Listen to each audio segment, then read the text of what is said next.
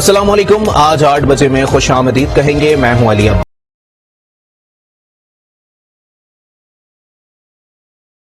Headlines आपने मुलाहिजा की। Bulletin में सबसे पहले आपको बताएं कि आज न्यूज के सीनियर असाइनमेंट एडिटर नफीस नईम घर वापस पहुंच गए।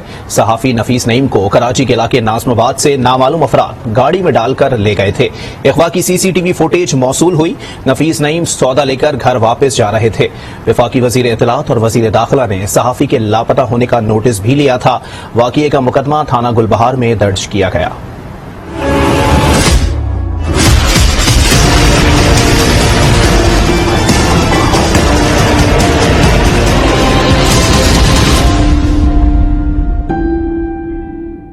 कराची में सादा लिबास नामालूम अफराद की कार्रवाई। आज न्यूज के सीनियर असाइनमेंट एडिटर नफीस नईम को साथ ले गए। नफीस नईम के अहलिया के मुताबिक नफीस नईम दोपहर को सौदा लेने घर से निकले थे। मुल्क भर से सहाफती तंजीमों ने इस वाक़े की शदीद अल्फाज में मजम्मत की और कहा कि इस तरह के वाक़यात मामूल बनते जा रहे हैं जिन्हें किसी सूरत बर्दाश्त नहीं किया जा सकता। कराची प्रेस क्लब के सदर फाजिल जमीली और सेक्रेटरी रिजवान भट्टी ने कहा ये वाक़या इदारों की कारकर्दगी पर सवाल है। कराची यूनियन ऑफ जर्नलिस्ट के सदर शाहिद इकबाल और सेक्रेटरी जनरल फहीम सिद्दीकी ने इस वाक़े की मजम्मत की। उन्होंने अपने बयान में कहा हुकूमतों की तब्दीली के बावजूद सहाफियों के खिलाफ कार्रवाइयाँ साबित करती हैं कि तमाम हुकूमतों का किरदार एक जैसा ही है। इस पर मजीद तफसीलात जानते हैं आज न्यूज कराची के ब्यूरो चीफ रफत सईद से। जी रफत सईद, मजीद बताइएगा इस हवाले से। देखिए, नफीस नईम जो गुज़िश्ता रोज लापता हुए थे वो अब घर पहुंच गए हैं और मैं यही कहूँगा कि तमाम लोगों ने हमारे साथ बहुत ताउन किया। तमाम सहाफती तंजीमें, PAUJ, PFUJ, उनके रहनुमा, तमाम लोगों के हम शुक्रगुजार भी हैं। और उसके बाद आज भी इसकी इंतजामिया ने खास तौर से बहुत फाल किरदार अदा किया, हर सतह पर राब्ता किया हुकूमती, और इसके नतीजे में ये उनकी जो वो अपने घर पहुंचे हैं।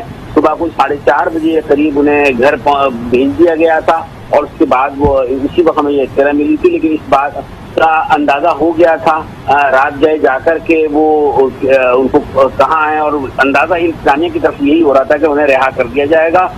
जो IG सिंध गुलाम नबी मेमन, उन्होंने बहुत फाल किरदार अदा किया है सारे मामले में और जिसके नतीजे में ही नफीस नईम जो पहुंचे हैं। तो बहरहाल ये है कि अब हम शुक्रगुजार हैं। अब वो बात तरीक़ेकार लेकर जिस तरह से गए वो बहुत सारी बातें इसमें हैं, लेकिन ये है कि उनकी अब रहाई अमल में आ चुकी है और बस उनके बच्चों के लिए, उनकी फैमिली के लिए और उसके बाद उनके तमाम दोस्त, सपोर्टर, सब ने जिस तरीके से उनकी रिहाई के लिए आवाज़ उठाई सोशल मीडिया पे आप देखें तो। लेकिन तरीक़ाकार जो था उठाने का, उससे एक पैनिक था, एक खौफ था और वही खौफ की वजह से ही सब लोग हर सतह पर इस मामले को उठा रहे थे।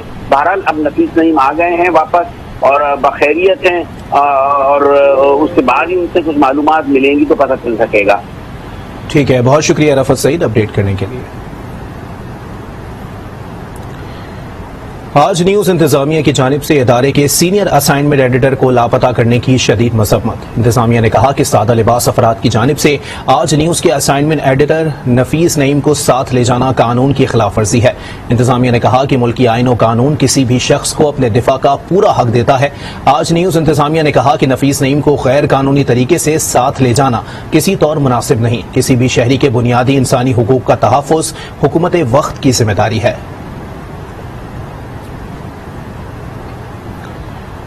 पीपल्स पार्टी की रहनुमा शहला रजा कहती हैं कि पीपल्स पार्टी ने हमेशा जबरी गुमशुदगी की मजम्मत की। आज न्यूज के प्रोग्राम स्पॉटलाइट में गुफ्तगू में उन्होंने मजीद क्या कहा, मुलाहिजा कीजिए।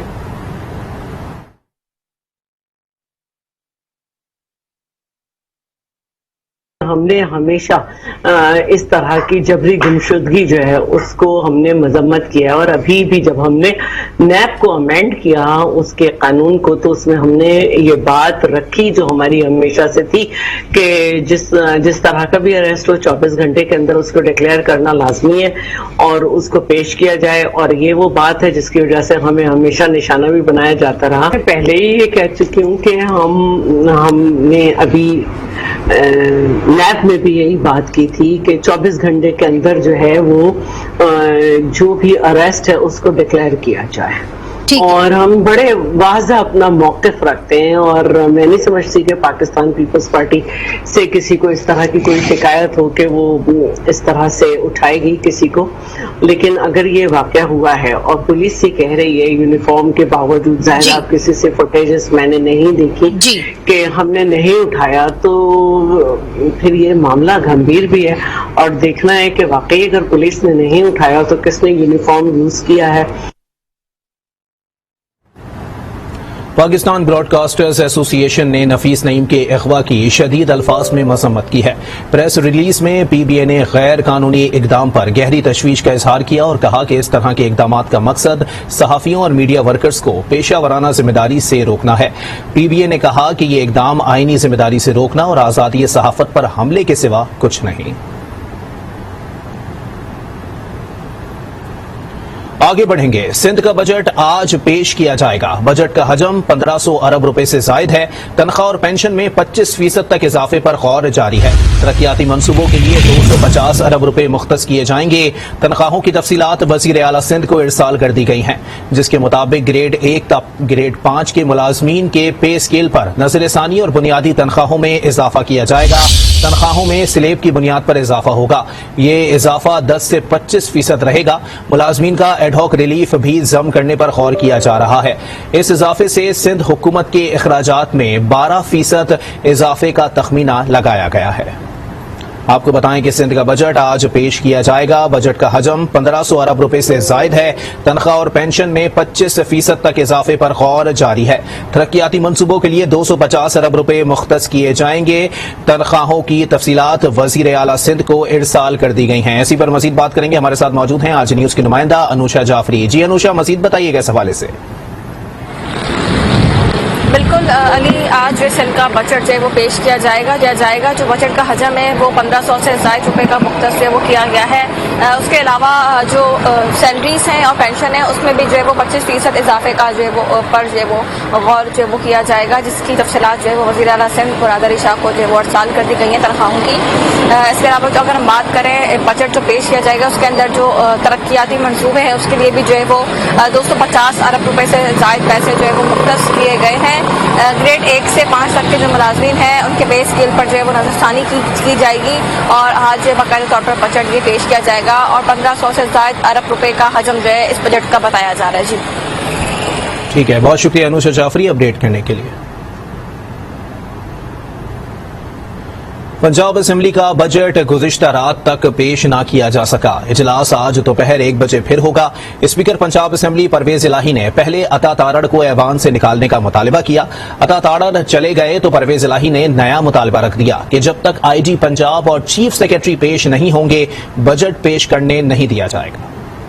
پنجاب اسمبلی کا بجٹ اجلاس حکومت اور اپوزیشن کمیٹی میں مذاکرات کے کئی دور مکمل ہونے تک غیر معمولی تاخیر کا شکار رہا. بالآخر اپوزیشن اپنے مطالبات منوانے میں کامیاب ہو گئی. 6.25 گھنٹے تاخیر کے بعد شروع ہونے والا اجلاس ایک بار پھر صوبائی وزیر عطا اللہ تارڑ کی ایوان میں موجودگی کے ایشو پر ہنگامہ آرائی کی نظر ہو گیا. اسپیکر پنجاب اسمبلی نے کہا جب تک عطا اللہ تارڑ ایوان سے باہر نہیں جائیں گے اجلاس شروع نہیں ہوگا.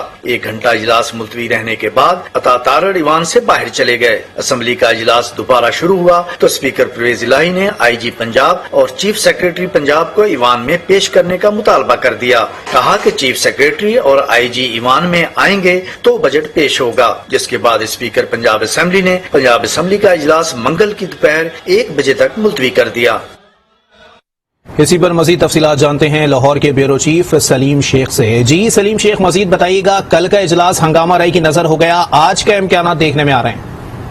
جی آج جو امکانات ہیں وہ بھی یہی ہیں کہ ہنگامہ آرائی ہی ہوگی یا پھر اجلاس جو ہے وہ پراپر وے میں چلے گا نہیں، کیونکہ اسمبلی نے کہا تھا کہ کل 1 بجے تک یعنی آج 1 بجے تک جو ہے اجلاس کو ملتوی کیا جاتا ہے. اجلاس اسی صورت ہوگا جب آئی جی اور چیف سیکرٹری پنجاب جو ہے وہ ایوان کے اندر موجود ہوں گے. لیکن اس کے بعد جو ہے مسلم نون کے عہدیداران نے جو ہے پریس کانفرنس بھی کی تھی اور حمزہ شفاق نے بھی کہا تھا کہ یہ جو آئی جی اور چیف سیکرٹری کو بلایا جا رہا ہے یہ غلط طریقے سے بلایا جا رہا ہے اور ہم ان دونوں افسران کو جو ہے کل پنجاب اسمبلی میں عوام میں نہیں لے کر آئیں گے، کیونکہ یہ ان کی حکومت کے ساتھ کھیلنا چاہ رہے ہیں۔ اس میں بجٹ تو ہم نے پیش کرنا ہے اور ہم بجٹ پیش کریں گے، اس میں کوئی آئینی اور قانونی ذمہ داری نہیں ہے کہ کوئی آئی جی اور چیف سیکرٹری بھی ایوان کے اندر موجود ہو۔ تو یہ تمام صورتحال کو دیکھتے ہوئے لگتا یہی ہے کہ آج کا اجلاس جو ہے وہ پرامن نہیں ہوگا، اور اسپیکر کیونکہ رولنگ دے چکے ہیں کہ جب تک آئی جی اور چیف سیکرٹری نہیں ہوں گے تو اجلاس نہیں ہوگا۔ اور دیکھنا یہ ہے کہ اگر اجلاس نہیں ہوتا تو مسلم لیگ نون یعنی حکومت جو ہے وہ کیا حکمت عملی بناتی ہے، آیا کہ وہ بھی جو ہے وہ زور کے ذریعے کوئی کام کرے گی یا پھر اس کو آئینی اور قانونی راستہ اپنانا پڑے گا۔ آئین اور قانون کے مطابق تو پھر یہی ہے کہ اگر آج پنجاب اسمبلی کا اجلاس نہیں ہوتا تو پھر حکومت جو ہے وہ عدالت کا دروازہ کھٹکھٹائے گی اور کہے گی کہ اسپیکر جو ہے وہ اجلاس کو نہیں چلنے دے رہے، بجٹ پیش نہیں کرنے دیا جا رہا، اور بجٹ جو ہے وہ 14 کروڑ عوام کی ضرورت ہے۔ اگر بجٹ پیش نہ کیا گیا تو آئندہ جو ہے ملازمین کو تنخواہیں دینا بھی مشکل ہو جائیں گی، اور صوبے کا جو مالی نظام چلانے کا سسٹم وہ بھی ختم ہو جائے گا۔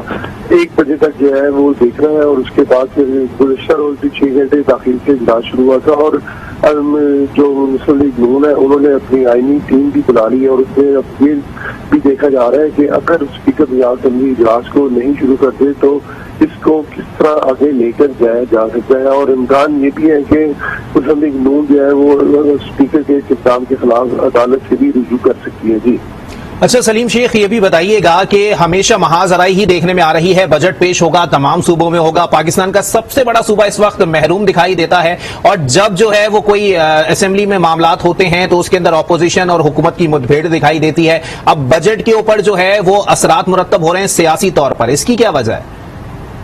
جی بالکل، اس کی صرف یہی وجہ ہے کہ جو اسپیکر پنجاب اسمبلی ہیں وہ امیدوار تھے وزیر اعلیٰ پنجاب کے، اور جب الیکشن ہوا تو پھر وہ الیکشن میں ان کے پاس اکثریت نہیں تھی، جس کی وجہ سے انہوں نے ایسے اقدامات کیے کہ ایوان کے اندر ہنگامہ آرائی دی، اور پھر جو ہے ایوان کے اندر پولیس بھی آئی جو کہ عدالت کے حکم سے آئی تھی، اور پھر اس کے بعد جو ہے الیکشن ہوا۔ الیکشن کے بعد جو ہے حمزہ شہباز کا حالت بھی نہیں ہو رہا تھا، کیونکہ وہ بھی پی ٹی آئی سے تعلق رکھتے تھے گورنر، اور پھر عدالت کے حکم پر ہی جو ہے حمزہ شہباز کا حلف ہوا تھا۔ اور کل جو ہم نے سارا دن صورتحال دیکھی وہ یہی تھی کہ ماضی میں ہم نے کبھی ایسا نہیں دیکھا کہ اسپیکر جو ہے وہ اپوزیشن پارٹی کا ہو، اور گزشتہ روز جو ہے وہ اسپیکر کا تعلق اپوزیشن سے تھا اور پی ٹی آئی بھی ان کے ساتھ تھی، اور بات پر جو ہے وہ حکومت کو جو ہے مشکلات کا شکار کر رہی تھی۔ پہلے تو جو ہے ایوان میں یہ کہا گیا کہ عطاء اللہ طارق جو کہ صوبائی وزیر ہیں ایوان میں کیوں بیٹھے ہیں، یہ تو ایوان میں نہیں ہونا چاہیے۔ 1 گھنٹہ اجلاس جو ہے اسی وجہ سے رکا رہا، اور اسپیکر نے رولنگ دے دی کہ جب تک عطاء اللہ طارق ایوان سے باہر نہیں جائیں گے تب تک اجلاس شروع نہیں ہوگا۔ عطاء اللہ طارق نے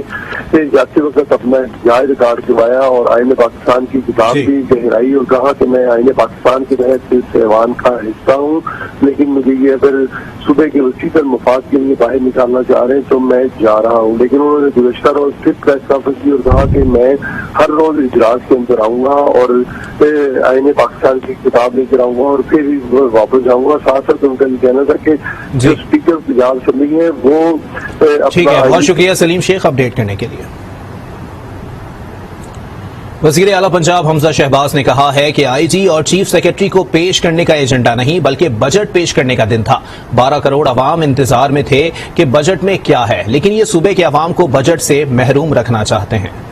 آج آئی جی اور چیف سیکرٹری کو پیش کرنے کا سوال نہیں تھا، آج تو صوبے کے عوام کو بجٹ پیش کرنا تھا۔ آج 12 کروڑ اس صوبے کی عوام اس انتظار میں تھے کہ ان کے لیے بجٹ کیا ہے۔ آج بجٹ پیش ہوگا اور اگلی صبح جو ہے ایک نیا آغاز ہوگا، اس سے بھی صوبے کو محروم رکھا گیا کیونکہ اسپیکر کی اور عمران نیازی کی انا جو ہے اس صوبے کی عوام کے تحفظ سے زیادہ بڑی۔